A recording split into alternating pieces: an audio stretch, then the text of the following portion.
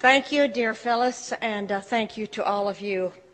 I have served in the Georgia State Senate for 4 years. One of my greatest pleasures, other than my sonogram bill, was getting the resolution passed to stop the North American Union.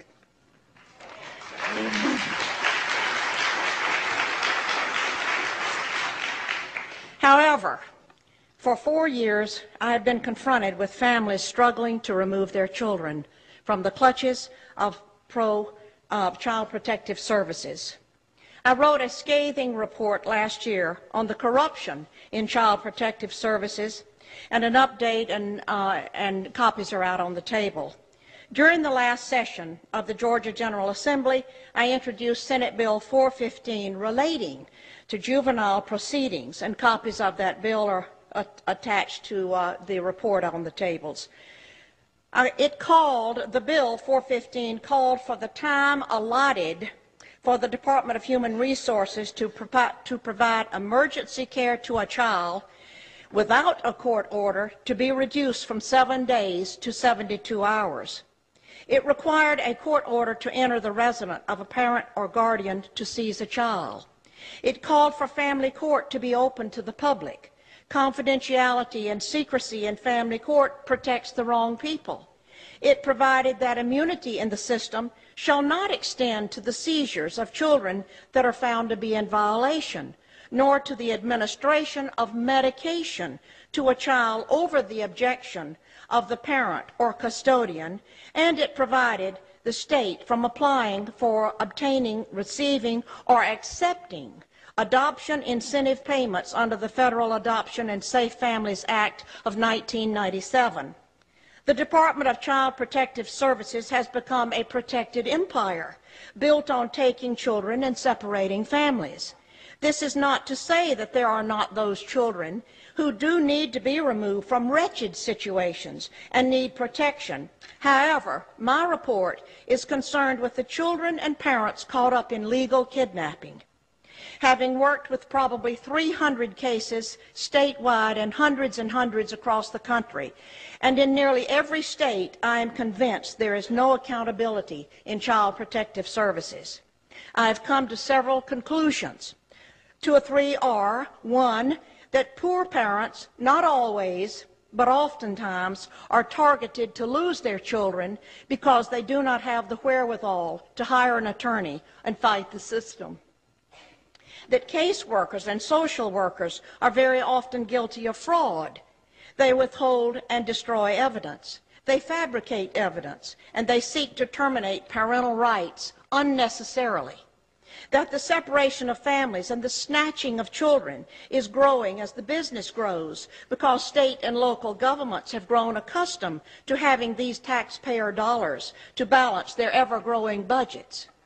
That the bureaucracy is huge. Look at who is getting paid: state employees, attorneys, court investigators, guardian ad litems, court personnel and judges. There are psychologists, therapists, psychiatrists, counselors, foster parents, adoptive parents, and on and on. All are looking to the children in state custody to provide job security. That the Adoption and the Safe Families Act, set in motion first in 1974 by Walter Mondale and later in 1997 by President Bill Clinton, offered cash bonuses to the states for every child they adopted out of foster care. In order to receive the adoption incentive bonuses, local Child Protective Services would need more children. They must have merchandise that sells, and they must have plenty so the buyer can choose. Some counties often offer $4,000 to $6,000 bonus for each child adopted out to strangers, and an additional $2,000 for a special needs child. Employees work to keep the federal dollars flowing. But that is only the beginning figure in the formula in which each bonus is multiplied by the percentage that the state has managed to exceed its baseline adoption number. Therefore, states and local communities work hard to reach their goals for increased numbers of adoptions for children in foster care. As you can see, this program is offered from the very top and is run by Health and Human Resources. This is why victims in Child Protective Services get no help from their legislators. It explains why my bill, Senate 415, suffered such defeat in the Judicial Committee, and why I was cut off at every juncture, and why I was defeated myself last month for my re-election by another Republican. That tax dollars are being used to keep this gigantic system afloat. Many grandparents have called me to get custody of their grandparents before being lost in the system. Grandparents who lose their grandchildren to strangers have lost their own flesh and blood. The children lose their family heritage, and grandparents, and parents too, lose the connection of their heirs. And that the National Center on Child Abuse and Neglect in 1998 reported that 6 times more children died in foster care than in the general public, and that once removed to official safety, these children are far more likely to suffer abuse, including sexual molestation, than in the general population. Think what that number is today, 10 years later. Here are a couple of the recommendations on my list. Call for an independent audit of all state child protective services and for a federal congressional hearing on child protective services. Abolish the federal and state financial incentives that have turned child protective services into a business that separates families for money. I have witnessed such injustice and harm brought to so many families that I am not sure if reform of the system is even possible. The system cannot be trusted.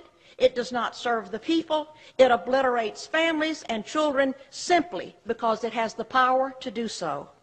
What I have said to you in these few minutes is that we must confront the fraud in child protective services. Child protective services seizes children using the very system that is paid for by the taxpayer, who actually believes it is used to protect abused and neglected children. The bureaucracy of workers benefit financially by a system that converts children into cash while destroying their families and their lives. No child who emerges from the system can ever be sound or whole. Many disappear and never are ever heard from again.